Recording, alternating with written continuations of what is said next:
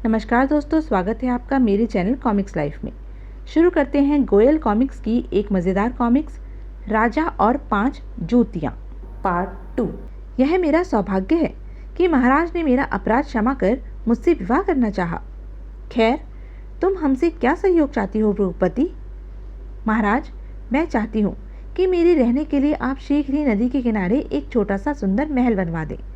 जब तक शर्त पूरी न हो मैं वहीं रहूँगी। और और मुझे अपनी शर्त पूरी करने के लिए आप 18 सहस्त्र स्वर्ण मुद्राएं मुझे दे दें, ताकि आवश्यक खर्चों में मुझे परेशानी ना हो। महाराज मुस्कुराए। अगर मैं यह सहयोग दूंगा तो तुम्हारी शर्त का एक हिस्सा तो वैसे ही पूरा हो जाएगा। आप भूलते हैं महाराज, मैं राजकुमारी हूँ। अपने खर्चे के लिए 15-20 सहस्त्र स्वर्ण मुद्राएं मैं अपने पिता से भी ला सकती हूँ, पर उसमें जरा वक्त लगेगा, इसलिए मैंने आपसे कहा। तुम्हारी बात ठीक है, और फिर मेरा खर्चा करवाने वाली बात उतनी महत्वपूर्ण नहीं है। यह मेरी सहयोग से पूरी भी हो जाए तो कोई बात नहीं। असल बात तो भरी सभा में मुझे 5 जूतियां मारने की है, इसलिए हम खर्चा देने को तैयार हैं। धन्यवाद महाराज, आपका सहयोग है तो मुझे शर्त पूरी करने में अधिक समय नहीं लगेगा। महाराज, वृषभान ने पुष्पवती व सोमवती को वापस उनके राज्य में भिजवा दिया और कहलवा दिया, आपकी पुत्री रूपवती महाराज वृषभान की मेहमान है। या तो वे जिंदगी भर वापस नहीं आ पाएगी, या 3 माह बाद राजा वृषभान आपसे रूपवती का हाथ मांगेंगे। सारी बात सुनकर राजा विक्रमसेन पस्त हो गया। वह अपनी बेटी की मूर्खता पर बड़ा ही पछताया, मगर क्या किया जा सकता था। विक्रम एक छोटा राजा था। वृषभान के खिलाफ जाने की उसमें हिम्मत नहीं थी। आखिर उसे सब्र कर लेना पड़ा। इधर वृषभान ने 3 ही दिनों में 10 सहस्त्र स्वर्ण मुद्राएं खर्च करके रूपवती के मन माफिक एक सुंदर महल बनवा दिया। रूपवती, तुम्हारी इच्छा के अनुसार महल तैयार है। अब तुम शीघ्र ही अपनी शर्त पर पूरा उतर कर दिखाओ। महाराज, मैं शीघ्र ही सफल होंगी। हालांकि आपको पति के रूप में स्वीकार करने के बाद आप ऐसा करना मुझे बड़ा ही भारी गुजरेगा, पर आपसे मिलने के लिए मुझे ऐसा ही करना भी होगा। मेरा पौरुष भी जब एक स्त्री से जूते खाने की बात सुनता है तो तिल मिला उठता है, पर तुम्हें दूर देखकर मन होता है तुम जल्दी ही सफल हो जाओ तो अच्छा है। महाराज, यही मेरी विजय है। अब मैं 3 महीनों के लिए आपसे अलग रहूंगी। मुझे दिल लगाए रखने के लिए निशानी के तौर पर आप अपनी अंगूठी दे दें। राजा वृषभान ने अंगूठी लेकर और खर्चे के लिए 8 सहस्त्र स्वर्ण मुद्राएं लेकर रूपवती अपने लिए बनाए गए नदी किनारे वाले महल में चली गई और वहां रहने लगी। उसने कुछ पुस्तकें व नक्शे मंगवाए और चंदनगढ़ के आसपास की भौगोलिक स्थिति व राजाओं के इतिहास का अध्ययन किया, और फिर कागजों पर एक संदेश लिख लिख कर उनकी पत्तियां बनाकर बोतलों में बंद करके नदी में बहाने लगी। संदेश था, जो कोई भी मुझसे विवाह करना चाहे नदी किनारे वाले महल में आकर मुझसे मिले। अब मेरी योजना अनुसार काम हो जाए तो बात बने। और बात बनी। माधव नाम की बंजारा जो उस नदी में नहा रहा था, उसने पानी में बहती जा रही एक बोतल देखकर उत्सुकतावश उसे पकड़कर खोल लिया और उस बोतल में बंद कागज की पत्ती को खोलकर पढ़ा, जिसे भी मुझसे शादी करनी हो नदी के किनारे वाले महल में आकर मुझसे मिले। कमाल है, यह संदेश कौन भेज रही है? और पता नहीं उस लड़की पर क्या मुसीबत आ पड़ी है जो ऐसे विचित्र तरीके से शादी का पैगाम भेज रही है। जो भी हो, मैं एक बार उससे मिलकर तो आऊं। और वह बंजारा माधव नदी के बहाव की उल्टी दिशा में रूपवती को ढूंढता हुआ चलने लगा। पानी के बहाव के साथ साथ यह बोतल यहाँ आई थी, यानी वह लड़की कहीं पीछे रहती होगी। चल करके देखता हूँ। और आखिर माधव रूपवती के महल में जा पहुंचा। रूपवती का सौंदर्य देखकर उसके मुख से बोल न फूटे। आप? अगर तुम मेरा संदेश पढ़कर यहाँ आए हो तो तुम्हारा स्वागत है, और अगर वैसे ही संयोग से यहाँ आ गए हो तो यहाँ से वापस चले जाओ।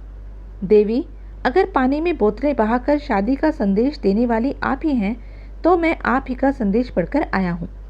हाँ, वह संदेश भेजने वाली मैं ही हूँ। आओ, तुम्हारा स्वागत है। क्या मैं जान सकता हूँ सुंदरी, तुमने ऐसे विचित्र तरीके से शादी का संदेश क्यों भेजा? हाँ, सुनो, मेरे साथ शादी करने वाले को मेरी 4 शर्तें पूरी करनी होंगी। उन शर्तों को पूरा करना किसी चतुर और दुस्साहसी व्यक्ति के ही बस का है, और मुझ तक कोई चतुर व दुस्साहसी व्यक्ति ही पहुंचे। इसीलिए मैंने विवाह का संदेश प्रसारित करने का यह विचित्र तरीका अपनाया। दूसरी, यह संदेश मैं गुप्त रखना चाहती थी। गुप्त? वह क्यों? इस सब से तुम्हें कोई मतलब नहीं होना चाहिए। मुझसे संबंधित कोई प्रश्न तुम नहीं करोगे, अन्यथा मैं तुमसे विवाह नहीं करूंगी। देवी, तुम्हारी हर बात रहस्यपूर्ण है, तो भी मैं तुमसे हर कीमत पर विवाह करना चाहता हूँ। तुम अपनी चारों शर्तें मुझे बता दो। सुनो, पहले मेरी 2 शर्तें सुनो। पहले तुम्हें किसी तरह यहाँ के राजा वृषभान से दोस्ती करनी होगी। दोस्ती भी ऐसी कि वह तुम्हारे बिना रह न पाए। यह तुम क्या कह रही हो देवी? कहाँ राजा भोज और कहाँ गंगू तेली? भला राजा और गरीब बंजारे की मित्रता कैसे संभव है? तुम्हारी यह अकेली ही शर्त 100 के बराबर है। भला महाराज मुझसे क्यों दोस्ती करेंगे, वह भी ऐसी घनिष्ठ कि मेरे बिना रह न पाए? काम कैसे होगा यह सोचना तुम्हारा काम है, मेरा नहीं। तो भी अगर तुम समझ सको तो सुनो। असाधारण कार्य करने के लिए असाधारण बनना पड़ता है। अगर तुमने यह मूल मंत्र समझ लिया तो यह काम तुम्हारे लिए कठिन नहीं होगा। देवी, मेरी तो कुछ समझ में नहीं आ रहा। रूपवती मुस्कुरा दी। और दूसरी शर्त यह है कि तुम्हें अपने घर से मेरे घर तक एक गुप्त सुरंग बनवानी होगी। देवी, तुम कैसी कैसी शर्तें बता रही हो? मैं तो बंजारा हूँ, मेरे घर बार का तो ठिकाना ही नहीं। और सुरंग? तुम घबराओ नहीं, इन कार्यों में खर्च होने वाली धनराशि तुम्हें मैं दूंगी। तब तो मैं कुछ कर सकता हूँ। अब तुम बाकी की 2 शर्तें भी बतला दो।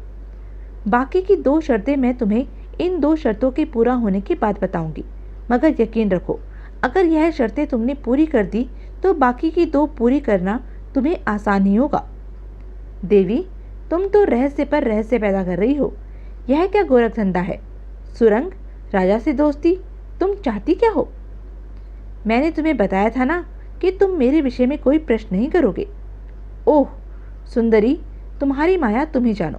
मुझे तुम्हारी सारी शर्तें गड़बड़ और रहस्यपूर्ण मालूम पड़ती हैं, पर तुम्हें पाने के लिए तो मैं कुछ भी कर सकता हूँ। तो फिर ठीक है, याद रखना, इन 2 शर्तों के पूरा होते ही रूपवती आधी तुम्हारी हो जाएगी। इसी उम्मीद पर तो मैं इस असंभव कार्य को करने के लिए तैयार हो गया हूँ। रूपवती ने आवश्यक खर्च माधव को दे दिया और कहा, इन दोनों शर्तों को पूरा करने के लिए मैं तुम्हें 1 माह का समय दे सकती हूँ। देवी, यद्यपि इन कठिन शर्तों को पूरा करने के लिए 1 महीने का समय काफ़ी नहीं है, तो भी मुझे मंजूर है। तो फिर जाओ, अब शर्तें पूरी हो जाने के बाद ही यहाँ आना। और याद रखो कि असाधारण काम करने के लिए असाधारण बनना भी पड़ता है। मैं तुम्हारी बात का मर्म समझने की कोशिश करूँगा देवी। रूपवती की दी हुई धनराशि से माधव ने अपने घर को महल बना दिया। अच्छे वस्त्र, आभूषण और कुछ दास दासियां खरीदे और गुप्त रूप से अपने महल से रूपवती के महल तक सुरंग बनवानी शुरू कर दी।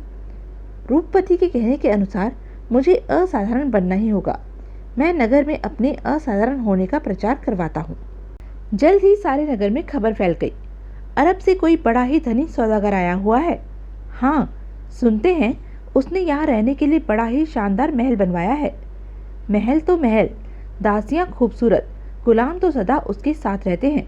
वह हीरों का सौदागर है और ख्वाजा अल फुरकान उसका नाम है।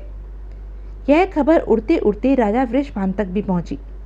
मंत्री जी, सुनते हैं हमारे नगर में अरब देश से कोई बहुत ही चर्चित सौदागर आया हुआ है। जी हाँ महाराज, उसका नाम अल फुरकान है। वह हीरों का सौदागर है। सुना है उसके पास बड़े ही दुर्लभ और कीमती हीरे हैं। माधव के जासूसों ने यह खबर माधव तक पहुंचाई। सरकार, आज आपका चर्चा महल में राजा साहब ने किया। अब आपको लेकर जिज्ञासा महसूस कर रहे हैं। यही तो मैं चाहता था। तुम कल दरबार में दूत भेजो और कहो कि हम राजा वृषभान के दर्शन करना चाहते हैं। राजा वृषभान ने जब दूत की बात सुनी तो वे बहुत प्रसन्न हुए। वे स्वयं एक बार उस सौदागर को देखने के उत्सुक हो गए थे। उन्होंने तुरंत कहा, हम तो स्वयं तुम्हारे स्वामी से भेंट करना चाहते हैं। यदि वह भी ऐसी ही इच्छा रखते हैं तो यह हमारा सौभाग्य है। मंत्री जी, आप स्वयं जाएं और ख्वाजा जी को लेकर आएं। जैसी महाराज की आज्ञा। मैं ख्वाजा जी के स्वागत में कोई कमी नहीं छोड़ूंगा। नियत समय पर बड़े रौब दाब से ख्वाजा अल फुरकान उर्फ माधव ने अपने कुछ सुंदर, स्वस्थ और उत्तम वस्त्र पहने दास दासियों के साथ महल में प्रवेश किया। मंत्री जी उन्हें शाही सम्मान के साथ लाए और स्वयं राजा वृषभान ने खड़े होकर माधव का स्वागत किया। आइए आइए ख्वाजा साहब, राजा वृषभान आपका स्वागत करता है। महाराज, आप मुझे अतिरिक्त सम्मान दे रहे हैं, यह मेरी खुशकिस्मती है। मैं तो स्वयं आपके दर्शन का इच्छुक था। आपकी तारीफ कई मुल्कों में मैंने सुनी थी, आज आपके दर्शन करने का सौभाग्य मिला है। आप तो इतनी तारीफ करके मुझे शर्मिंदा कर रहे हैं। नहीं महाराज, यह तो आपकी महानता है। आपकी सेवा में पहली मुलाकात का एक छोटा सा नजराना पेश करना चाहता हूँ। आपकी शान के लिए तो यह नजराना कुछ भी नहीं है, मगर फिर भी। माधव ने इतना कहकर ताली बजाई। उसकी एक बड़ी सुंदर दासी हाथ में एक कीमती थाल लिए आगे आई। थाल पर लाल मखमल का कपड़ा ढका हुआ था। माधव ने थाल पर से मखमल का कपड़ा हटाया तो उसके नीचे थाली में जगमग करते एक बड़े से खूबसूरत हीरे को देखकर सबकी आंखें फटी रह गई। महाराज, यह हीरा पहले सिकंदर की महबूबा के ताज में लगा था, फिर मिस्र और कुस्तनतूनिया होते हुए लेबनान पहुंचा और फिर जूलियस सीजर की तलवार की मुठ में लगा दिया गया। बाद में कई लूटपाटों के बाद यह चंगेज खान के पास चला गया था। ओह, चंगेज खान से हमारे अरब देश के सुल्तान खलीफा हारून उल रशीद के पास पहुंचा और उन्होंने खुश होकर मुझे इनाम में दे दिया। इसकी कीमत 11 करोड़ दिनार है। तो यह थी अब तक की कहानी। आगे की कहानी जानने के लिए बने रहें मेरे साथ। और हाँ, मेरे चैनल को लाइक, शेयर और सब्सक्राइब करना ना भूलें। धन्यवाद।